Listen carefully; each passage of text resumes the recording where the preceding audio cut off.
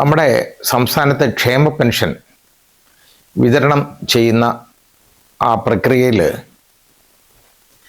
ഒരു പരിഷ്കാരവുമായിട്ട് സർക്കാർ മുമ്പോട്ട് വന്നിട്ടുണ്ട്.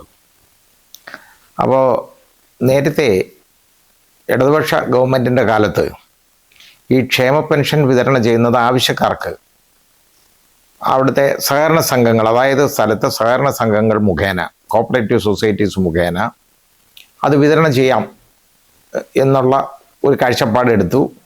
അത് ആവശ്യമുള്ളവർക്ക് അങ്ങനെ ചോദിച്ചു കഴിഞ്ഞാൽ അതുവഴി ആ സഹകരണ സംഘങ്ങൾ വഴി അവർക്ക് വിതരണം ചെയ്യും എന്നുള്ള ഒരു കാഴ്ചപ്പാടാണ് വന്നത്. അങ്ങനെ ഏതാണ്ട് 1625 കോപ്പറേറ്റീവ് സൊസൈറ്റീസ് വഴി ഈ പെൻഷൻ, സാമൂഹ്യ സുരക്ഷാ പെൻഷൻ ഇങ്ങനെ കൊടുത്തുകൊണ്ടിരുന്നു, ക്ഷേമ പെൻഷൻ കൊടുത്തുകൊണ്ടിരുന്നു. അപ്പോൾ അത് ചിലരെ സംബന്ധിച്ചിടത്തോളം ഒരു അനുഗ്രഹമാണ്. ഒന്നാമത് അടുത്ത് ATM ഇല്ല വീടിനടുത്ത്, പ്രായാധികം കൊണ്ട് ഒരുപാട് ബുദ്ധിമുട്ടുകളുണ്ട്. പ്രായാധികം മൂലവും അസുഖങ്ങൾ മൂലവും ഒക്കെ അവർക്ക് എഴുന്നേറ്റ് നടക്കാനോ ഒന്നും പറ്റുന്നില്ല, ആരും സഹായത്തിനില്ല. ഇപ്പോൾ എന്തെങ്കിലും ഒരു കാര്യം പോയി പൈസ ബാങ്കിൽ നിന്ന് പൈസ എടുത്തുകൊണ്ട് വന്ന് അവർക്ക് കൊണ്ടുവന്ന് കൊടുക്കാനും ഒന്നും ആരുമില്ല. അങ്ങനെയൊക്കെ ഉള്ളപ്പോൾ ആണ് അവർക്ക് ഇത് പ്രയോജനപ്പെടുന്നത് പലർക്കും.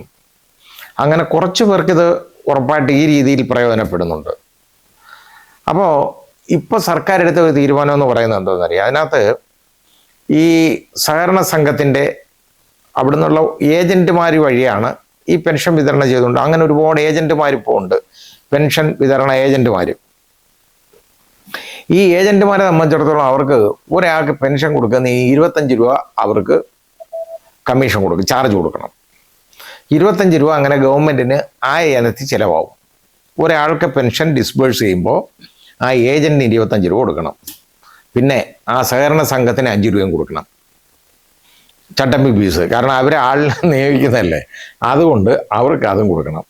അങ്ങനെ 30 രൂപ അധിക ചെലവ് ഈ കാര്യത്തിലുണ്ട്. ആ അധിക ചെലവ് ഒഴിവാക്കാനുള്ള ഒരു മാർഗമാണ് ഗവൺമെൻറ് ആലോചിച്ച ഒന്ന്. പിന്നെ ഇത് മാത്രമല്ല, പലരും വീട്ടിലുണ്ടെന്നും പറഞ്ഞ് ഈ ഏജൻറ്റുമാർ അവരാ വാങ്ങിക്കുന്നതെന്ന് പറഞ്ഞിട്ട് പലർക്കും ചിലപ്പോഴൊക്കെ കള്ളത്തരത്തിലൂടെയൊക്കെ ചെയ്യാറുണ്ട്. കാരണം ഒരു വ്യക്തിക്ക് ഒന്നിലധികം പ്രാവശ്യം പെൻഷൻ കൊടുക്കുക, അതുപോലെ അർഹതയില്ലാത്ത പല വ്യക്തികൾ പെൻഷൻ വാങ്ങിയെടുക്കുക, ഇങ്ങനെയൊക്കെയുള്ള ഇടപാടുകളുണ്ട്. ഇതെല്ലാം നിർത്തലാക്കുന്നതിനെക്കുറിച്ച് ഗവൺമെൻറ് ആലോചിച്ചു. അതിന് കുറ്റം പറയാൻ ഒക്കത്തില്ല.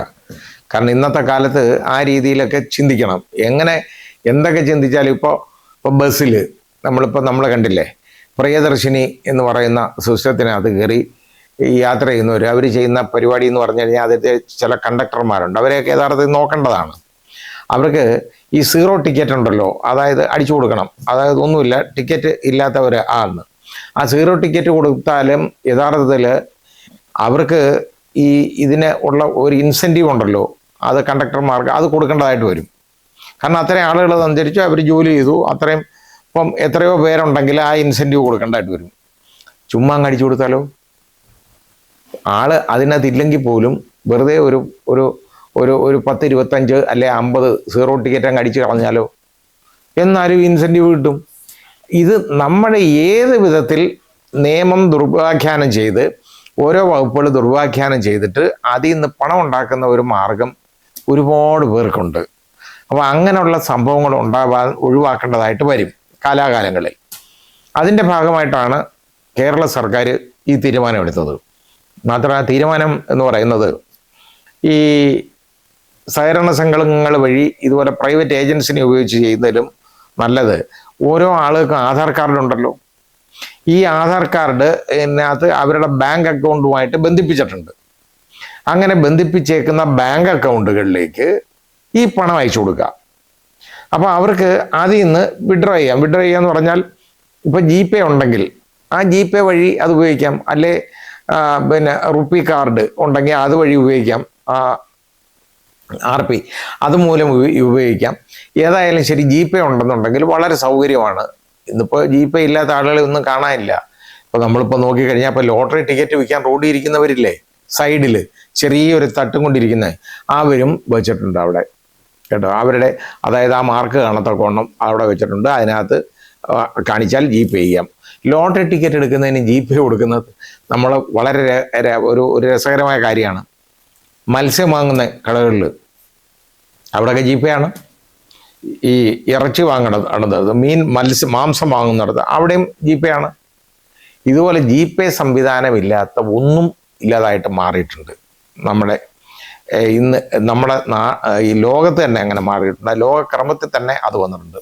ജി പേ മുഖേന്ദ്രം, അതായത് ഇങ്ങനെയുള്ള പേയ്മെൻറ്റ് ധാരാളം നടത്തും. നമ്മളിപ്പോൾ നമുക്ക് ഇപ്പോൾ എന്ത് പർച്ചേസ് ചെയ്യണമെങ്കിൽ നമുക്ക് ജി പേ വഴി നമുക്ക് പർച്ചേസ് ചെയ്യാം. പച്ചക്കറി കടകളിലെല്ലാം ജി പേ സൗകര്യമുണ്ട്. പലചരക്കടകളിലെല്ലാം ജി പേ സംവിധാനമുണ്ട്. അതേപോലെ തന്നെ സ്റ്റേഷനറി ഷോപ്പുകളിലെല്ലാം ഉണ്ട് ജി പേ സംവിധാനം. മരുന്ന് കടകളിൽ മുഴുവൻ.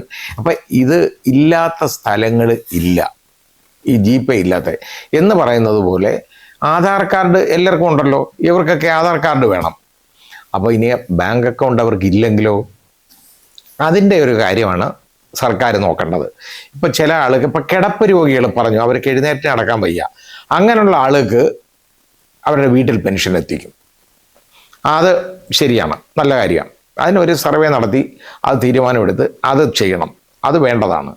അവർക്കൊഴിച്ച്, കിടപ്പ് രോഗികൾ ഒഴിച്ച് ബാക്കിയുള്ളവർക്കെല്ലാം ഇതുപോലെ അവരുടെ ബാങ്ക് അക്കൗണ്ടിലേക്ക് ഇത് കൊടുക്കും എന്നുള്ളതാണ്. ബാങ്ക് അക്കൗണ്ടിലേക്ക് കൊടുത്താൽ അവർക്ക് മൊബൈൽ ഫോൺ ഉണ്ടെങ്കിൽ അവർക്ക് ഇതുപോലെ തന്നെ ഈ ആധാർ കാർഡും ഉണ്ടെന്നുണ്ടെങ്കിൽ ആധാറുമായിട്ട് ബന്ധിപ്പിച്ചേക്കുന്ന അക്കൗണ്ടിൽ കൊടുത്തു കഴിഞ്ഞാൽ അവർക്ക് ജി പേ സംവിധാനം വഴി അവർക്കത് ഉപയോഗപ്പെടുത്താം, അവർക്ക് ചെയ്യാം. അപ്പോൾ അതിന് വേണ്ട സൗകര്യം കൂടെ ഗവൺമെൻറ് ചെയ്ത് കൊടുക്കണം. ഇപ്പോൾ എന്ന് പറഞ്ഞു കഴിഞ്ഞാൽ ഇവർക്ക് ഈ ജി പേ അത് ഇൻസ്റ്റാൾ ചെയ്യത്തക്കോണമുള്ള മാർഗം നോക്കി കൊടുക്കണം. അവർക്ക് അത് വേണ്ടത് അത്യന്താപേക്ഷിതമാണ്. അതല്ലാതെ ഒരാൾക്ക് 25 രൂപ വെച്ച് ഇതിന് കൊടുക്കുന്നതിൽ നല്ലത് അവർ തന്നെ ജി പേ അതവിടെ അവരെ പഠിപ്പിച്ച് ഇൻസ്ട്രക്ട് ചെയ്യാനുള്ള ആളുകളെ ഏർപ്പെടുത്തി അവരെ പഠിപ്പിച്ചു കൊടുക്കണം. ഇതാരും ഇല്ലാത്തവർക്ക് അവർക്ക് അത് പഠിപ്പിക്കണം. അത് ആ രീതിയിലുള്ള കാര്യങ്ങൾ ചെയ്തു കൊടുക്കണം. അങ്ങനെ ചെയ്താൽ ഇതൊരു നല്ല കാര്യമായിട്ടേ മാറുള്ളൂ. അല്ലാതെ ഇത് ശ്രീ പിണറായി വിജയനൊക്കെ പറയുന്നത് പോലെ ഇത് പെൻഷൻ നിഷേധിക്കാനുള്ള ഒരു കാര്യമായിട്ട് മാറും എന്ന് പറയുന്നതിലൊന്നും ശരിയില്ല. ഇത് വേറെ കാര്യമുള്ള എന്തെന്നറിയോ? ഈ കോപ്പറേറ്റീവ് സൊസൈറ്റികളിലൊക്കെ അയക്കുന്ന പണം, അതിനെക്കുറിച്ച് കേട്ടതാണ്, അതിൻ്റെ രേഖ ഞാൻ കണ്ടിട്ടില്ല, എന്നാലും പറഞ്ഞു കേട്ടത് മനസ്സിലാക്കിയതും അധികൃതരുടെ കയ്യിൽ നിന്ന് തന്നെ മനസ്സിലാക്കി, മാധ്യമങ്ങളിൽ നിന്ന് മനസ്സിലാക്കിയത്, ഈ പണം ചിലപ്പം ബാക്കി വരും, അതായത് പലർക്കും കൊടുക്കാൻ പറ്റാതെ വരും. അതാത് മാസം റീഫണ്ട് ചെയ്യണം. പക്ഷേ അതിന് സംവിധാനം, ഈ റീഫണ്ടൊന്നും സമയങ്ങളിലൊന്നും ഇവർ ചെയ്യാറില്ല. സൊസൈറ്റിക്കാർ, ഈ കോപ്പറേറ്റീവ് സൊസൈറ്റിക്കാർ, അവർക്ക് അത് വേറെ ചില കാര്യങ്ങളൊക്കെ ഉണ്ട്, റീഫണ്ട് ചെയ്തില്ല. അങ്ങനെ ഗവൺമെൻറ്റിന് വൻപിച്ച നഷ്ടം വരുന്നുണ്ട്. അപ്പോൾ അതൊക്കെ ഒഴിവാക്കാനുള്ള ഒരു മാർഗമാണ് ഈ ചെയ്യുന്നത്. പക്ഷേ ഇങ്ങനെ ചെയ്യുമ്പോൾ ഞാൻ ഈ പറഞ്ഞ പോലെ ഒരു പ്രിക്കോഷണറി മെഷർ എടുക്കണം. കാരണം അവർക്ക് ഇങ്ങനെ പറ്റരുത്, ബുദ്ധിമുട്ടുണ്ടാകരുത്. അവർക്ക് എങ്ങനെയെങ്കിലും ആ പണം വിഡ്രോ ചെയ്യാനുള്ള ഒരു മാർഗം കൂടെ അവർക്ക് പറഞ്ഞു കൊടുക്കണം. അതായത് സാക്ഷരത ഈ കാര്യത്തിലും കൂടെ ഏർപ്പെടുത്തി കൊടുക്കണം. അതിനാദ്യം സഹായിക്കാൻ ആരെങ്കിലും ഒക്കെ വേണം, അത്രയും മാത്രം മതി. അത് കഴിഞ്ഞാൽ പിന്നെ ഇതങ്ങ് നടന്നു പോകും. ഏതായാലും ഏത് കാര്യത്തിനും ഒരു ബാലാരിഷ്ടതയൊക്കെ ഉണ്ടാവുമല്ലോ. അങ്ങനെ ഇച്ചിരി ബുദ്ധിമുട്ടൊക്കെ ആദ്യം ഉണ്ടായാലും സർക്കാർ ഈ വൻപിച്ച നഷ്ടം സർക്കാരിൻ്റെ ഒഴിവാക്കാൻ നല്ലൊരു മെത്തേഡാണിത്. ആ പണം കൂടെ പാവങ്ങൾക്ക് കൊടുക്കാമല്ലോ എന്നുള്ള ഒരു കാഴ്ചപ്പാടുണ്ടെങ്കിൽ അതാണ് നല്ലത്.